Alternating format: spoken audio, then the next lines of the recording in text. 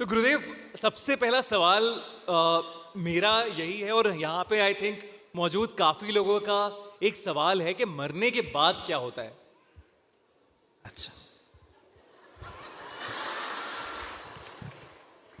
यदि दुनिया में कोई एक संस्कृति है, वो भय को भी अपने साथ लेता है, हॉरर में भी डिविनिटी देखता है, दैवत्व देखता है, तो वो भारतीय संस्कृति है। कि यहाँ क्या है, अब देखिए, काली माँ को देखिए, कितना घोर लगता है। भैरव जी को देखिए, रुंड माला पहने हुए खड़े हैं। माने डर सिर्फ मृत्यु का ही होता है। किसी भी तरह का डर हो, उसमें मिटने का डर। यदि धन का, यश का, प्रशंसा का, प्रशस्ति का, सबका मिटने का डर अंततोगत्वा एक ही है, मृत्यु का ही, वही आखिरी है।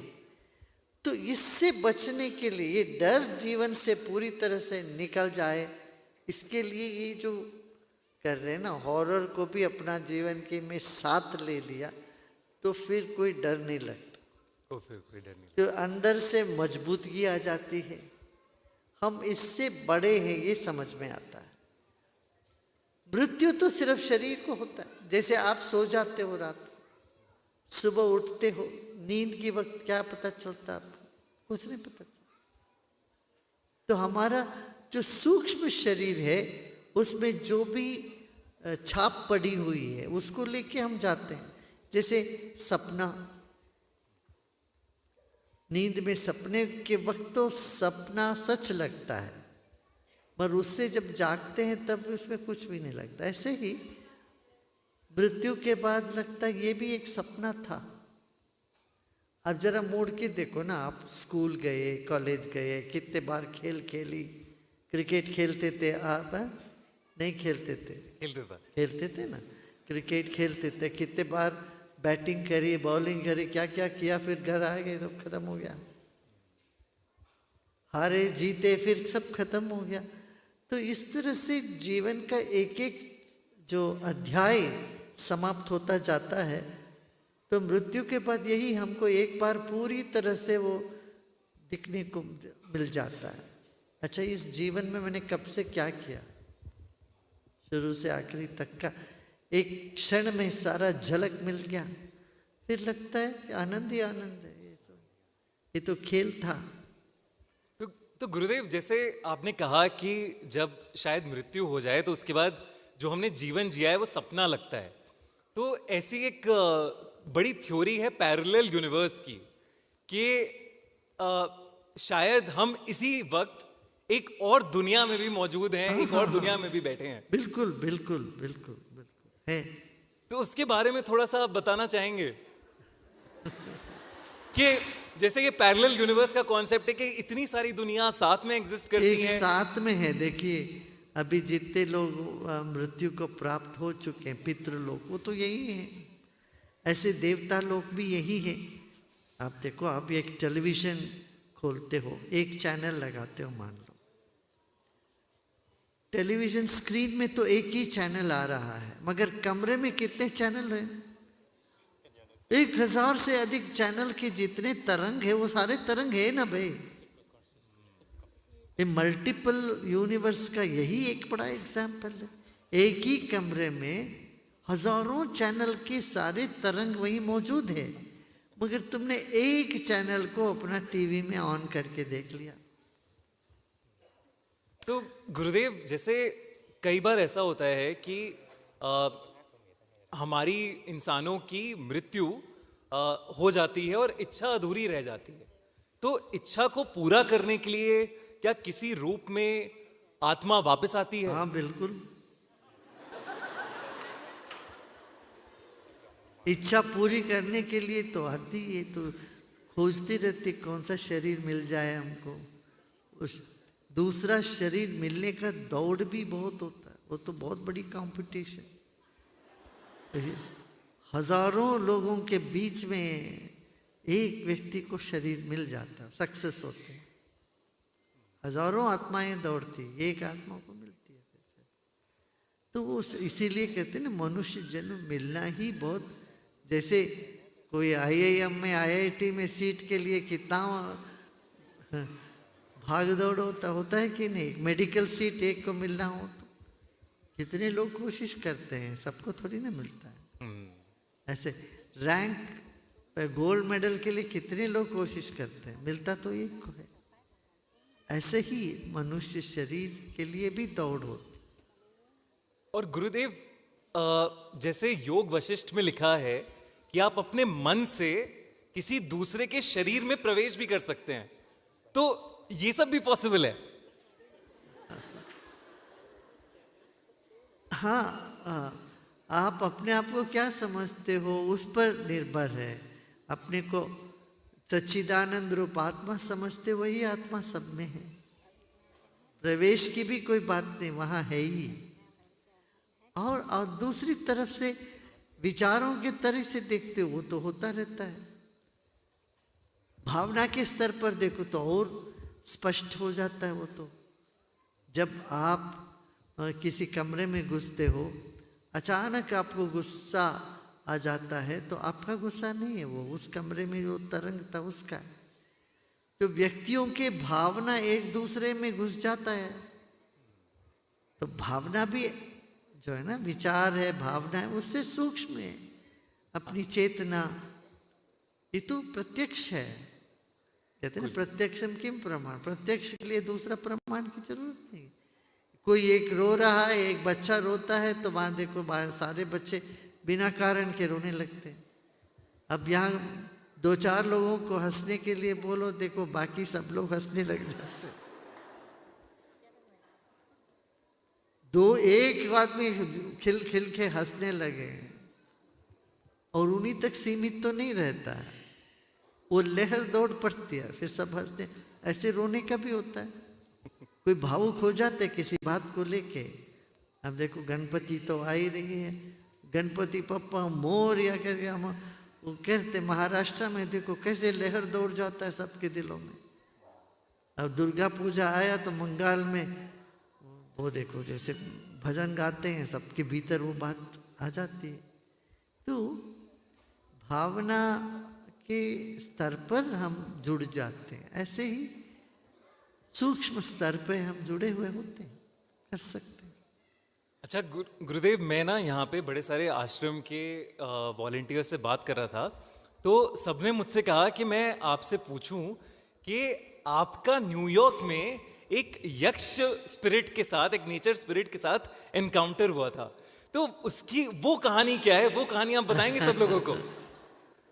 हाँ, वो होता रहता है ऐसे। वो एक चीज हमने बताया।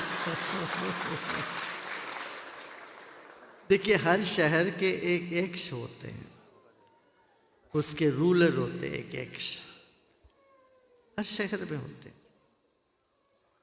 स्तर ऐसा ही, मानव के ऊपर पितृ होते हैं, पितृ के ऊपर किन्नर, यक्ष, गंधर्व, फिर देवता, और देवताओं के ऊपर गुरु, गुरु के ऊपर परमात्मा। ये होता है परब्रह्म परमात्मा, फिर गुरु, गुरु के नीचे देवता, और बाकी देव योनि के नीचे गंधर्व योनि, फिर यक्ष योनि, फिर किन्नर, और ये सब होता है। सब धनी व्यक्ति के पास कोई ना कोई यक्ष होते हैं, और जो आर्टिस्ट होते हैं उनके साथ गंधर्व होते हैं। गंधर्व शक्ति के बिना कोई आर्टिस्ट नाम नहीं कमा सकते हैं, प्रसिद्ध हो ही नहीं सकते। मगर वो क्या करते, गंधर्व का ये गुण है, आर्टिस्ट के द्वारा और लोगों को खुशी देते, मगर आर्टिस्ट के जीवन में दुख होता है। कभी भी वो प्रसन्न नहीं हो सकते जब तक वो गुरु के पास नहीं जाते। जिनके गुरु हो जाते हैं तो फिर वो प्रसन्न रहते हैं। ऐसे यक्ष क्या करता है, बहुत खूब दंड देता है संतान का सुख में थोड़ी सी कमी रखता है। उनके बेटे हैं उनसे ठीक रहेगा, दूसरी पीढ़ी होती है उनसे उनको तकलीफ मिलती है। फिर इसीलिए वो भी यदि भक्ति के मार्ग में जाए, गुरु के शरण में जाए, तब उनको वो दोष मिट जाता है। ऐसे किन्नर तो अधिक तरफ से राजनेता इन लोगों के उसमें होता है, ऊपर चढ़ाता है नीचे उतारता है। और शहर का भी है, एक एक शहर का एक यक्ष है। तो न्यूयॉर्क में हम थे तो सुबह 3 बजे रहा हूँ, 3:30 बजे एक यक्ष का आवाहन हुआ, वहाँ आना हुआ। तो पूछे हम आपको क्या चाहिए, हम आपके लिए क्या करूं? मैंने कहा कुछ नहीं चाहिए। तो वो थोड़ा उदास हो गया। मैंने कहा मुझे कुछ नहीं चाहिए, तो थोड़ा उदासी आ गई। वो कुछ सेवा करना चाहते थे, मुझे कुछ नहीं चाहिए। उस वक्त सब उस घर में जितने लोग हैं सबको वो अनुभूति हुई, सब जाग गए।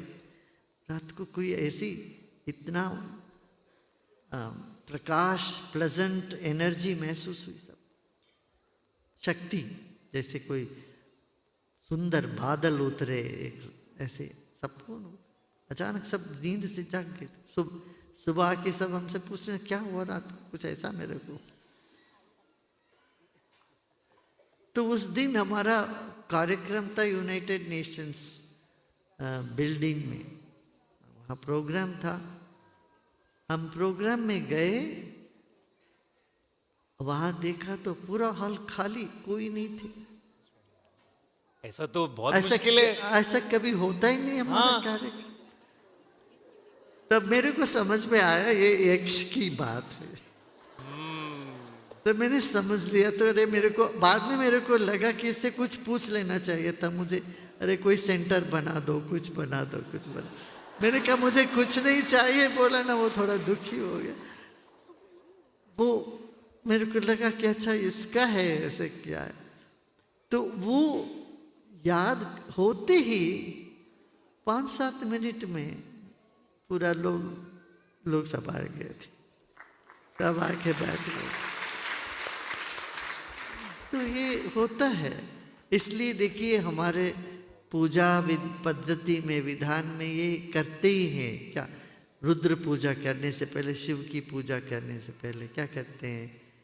यक्षों का, गंधर्वों का, किन्नरों का, मंडप में जो उपस्थित देवता लोगों को, उन सबको नमन करते, पितरों को नमन करते और ज्ञानियों को नमन करते। ये सब एक विधान बना हुआ है। चंडी होमा करते, दुर्गा होमा करते, इस वक्त ये सब प्रथा में है, मंत्रों में है सब। इसलिए ये सब मंत्रों के अधीन है। और मंत्र जो ज्ञाता है, ज्ञानी है, उनके अधीन में होते हैं। तो इसलिए ये सबको मंत्र, जब मंत्र कोई भी पढ़ते हैं, उनके पास कोई नेगेटिव स्पिरिट, नकारात्मक भूत प्रेत कुछ आ ही नहीं सकता। वो ये कवच बन जाता है अपने चारों। थैंक यू गुरुजी। मैंने और थोड़ा सा आश्रम को टटोला और मुझे पता चला यहाँ पे एक जगह है सुमेरु मंडप करके, जो 5:30 बजे के बाद बंद हो जाती है। तो वहाँ पे बड़े सारे लोगों से मैंने पूछा, तो वो कहते हैं वहाँ पे देवी का वास होता है। तो लोग कहते हैं कि बड़ी सारी आवाज़ें भी आती हैं। तो गुरुदेव कहते हैं कि हाँ वो सब आवाज़ें हैं, वहाँ देवी रहती हैं तो आवाज़ें आएंगी। तो ये भी, इसके बारे में भी प्लीज़ बताइए। देखो देवी सब जगह रहती है सबसे अधिक हमारे दिल में रहती है, हर एक के दिल में रहती है। ये मुख्य है। स्थान विशेष से ज़्यादा भाव में, जहाँ भाव किए तो वहाँ देवी होती है, प्रकट होती है। ठीक है गुरुदेव। एक और सवाल मेरा, तो आपको लबूबू डॉल्स के बारे में पता है? क्या चीज? तो एक ना लबूबू डॉल्स करके आजकल मार्केट में ये डॉल्स बहुत बिक रही हैं। अच्छा। और बहुत ज्यादा ट्रेंडिंग चल रहा है ये। तो लोग, और ऐसा नहीं है कि सस्ती डॉल है, 20-20 हजार 30-30 हजार रुपए की डॉल है। अच्छा। तो लोग वो खरीद रहे हैं, और अब जो खरीदे हुए वो हैं, देखने में भयानक डरावनी लगता है वो डॉल, ऐसा है। हाँ, अच्छा। तो जो जो खरीद रहे हैं वो कह रहे हैं कि तो लबूबू डॉल एक कमरे से दूसरे कमरे में जा रही हैं, बाइट कर रही हैं, और तो और वो कह रहे हैं कि जिंदगी में सब गड़बड़ होने शुरू हो गई है, काम नहीं चल रहा है। एक बड़ी फेमस डॉल है एनाबेल डॉल करके, तो उसमें भी बड़ा माना जाता है कि बड़ी डिमोनिक एंटिटीज वगैरह हैं। तो ऐसे नॉन लिविंग थिंग्स में भी एनर्जी आ सकती है। भ्रम तो होता है बहुत ज्यादा। वैसे देखा तो हर व्यक्ति, हर ऑब्जेक्ट में, हर वस्तु के लिए एक अपनी चेतना होती है।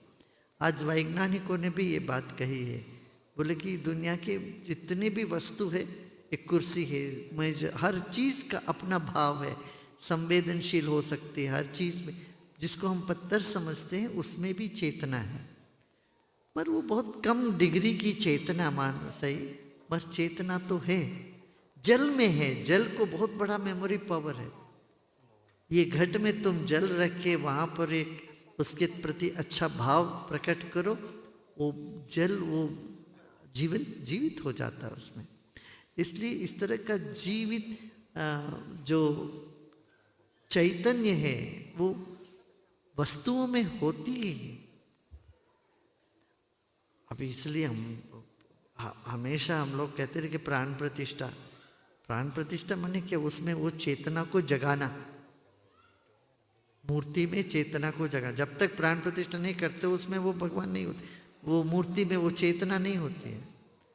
चैतन्य का प्रकाश प्रकट होना संभव है, और कौन सी किस लेवल की चेतना हो ये भी है। निम्न चेतना होती है, जैसे भूत प्रेत पिशाच वगैरह, ये भी तो होते हैं। और ऊंचे लेवल की चेतना होते हैं, जैसे देवता चेतना, दैवी चेतना। तो दैवी चेतना जहाँ होती है वहाँ इतनी ज़्यादा एनर्जी, पावरफुल एनर्जी होने के नाते ये छोटी छोटी चीज़ें वहाँ असर नहीं करती। अब जैसे कल मैं इंट्यूशन प्रोसेस में, जिन्होंने किया इंट्यूशन प्रोसेस, उन बच्चों के साथ वार्तालाप, कॉन्वर्सेशन कर रहा था। तो पहले तो उन्होंने बिना छुए अपनी आंखों से स्ट्रॉ हिला दिया, पंखा घुमा दिया। तो ये सब देख के तो मैं अचंभित हो गया एकदम। और उसके बाद उनमें से कुछ बच्चों ने कहा कि वो अलग अलग लैंग्वेजेस डाउनलोड कर पाते हैं। तो ये अलग अलग लैंग्वेजेस, वो कहते हैं कि हम आंखें बंद करते हैं, साधना करते हैं, और कोई आके हमें उस लैंग्वेज में कुछ बोलता है। तो गुरुदेव, ये कौन बोल रहा है उनसे? ये कहाँ से आ रही है आवाज उन्हें? नहीं, कोई व्यक्ति बोल रहे हैं ऐसे नहीं है, ये चेतना में हमें एक्सेस मिलती है वो सब। देखिए, आपके पास पासवर्ड हो तो आप कंप्यूटर खोल सकते हो, किसी भी कंप्यूटर को खोल सकते हो। और आपके पास एक्सेस कोड होता है मान लो, तो आप फोन, किसी का भी फोन खोल सकते हो, जिसका एक्सेस है उसका पासकोड हो आपके पास। इस तरह से हमारी चेतना में बहुत सारी चीज़ें हैं, इसलिए हमने यहाँ पर इंस्टीट्यूट ऑफ एब्सोल्यूट इंटेलिजेंस खोला है। माने जहाँ पर जो चैतन्य शक्ति, जो उसमें जो अनंत ज्ञान का भंडार है, उसका एक्सेस मिल जाए लोगों को। इसलिए साधना करके बच्चों, बहुत सारे बच्चे कर रहे हैं सब चीज़ें। तो वही मैंने दीदी को भी बोला कि ऐसे सिर्फ 18 साल के लिए क्यों है, ये तो मुझे भी करना है। तो उन्होंने कहा गुरुदेव से कहना, तुम गुरुदेव करेंगे इसका कुछ। तो गुरुदेव आप करिएगा इसका जरूर से, हम लोगों को भी सबको इंट्यूशन प्रोसेस सीखनी है। बिल्कुल करते हैं। अच्छा, एक और चीज, जैसे बड़े सारे लोग जो कहानियां भेजते हैं हमारे सब्सक्राइबर, वो कहते हैं हमारे साथ काला जादू हुआ या हमें नजर लग गई। तो ये नजर वाकई में सच में होती है? लोगों को बुरी नजर लगती है? और अगर ऐसा है तो उससे बचे कैसे? देखिए, नजर लग गई माने क्या, वो भी नकारात्मक तरंग। किसी के मन में नकारात्मक विचार आया आपके प्रति, वो तरंग आपको बादर करती है। उससे बचने का बहुत आसान तरीका है, नज़र तो उतारना दो। हर एक घर के माँ जानती है, बस हाथ में नमक ले लिया, नींबू ले लिया, ऐसे घुमा दिया, फेंक दिया तो नज़र सब उतर जाती है। ये कोई बड़ी बात नहीं। आरती उतारते हैं, नज़र उतार नहीं होता है उससे।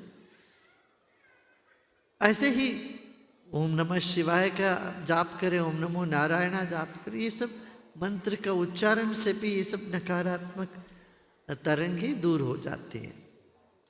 इसलिए चिंता करना ही नहीं। अच्छा है, नज़र लग गए तो मान लो उसको दूर करने की विधान भी है, बताया आपके पास। धन्यवाद गुरुदेव। मेरा आखिरी सवाल,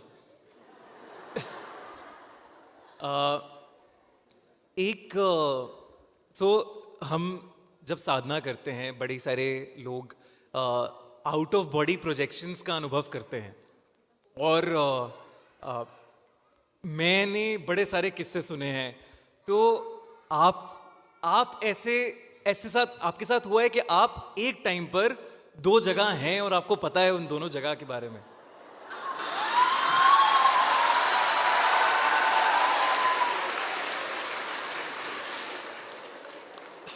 भाई सिर्फ दो जगह क्यों लिमिट कर रहा है?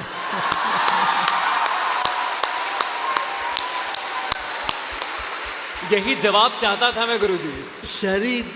शरीर एक जगह हो सकती है, मगर चेतना सर्वव्यापी है, सब जगह। जहां भाव के वहीं होती है। धन्यवाद गुरुदेव, थैंक यू सो मच।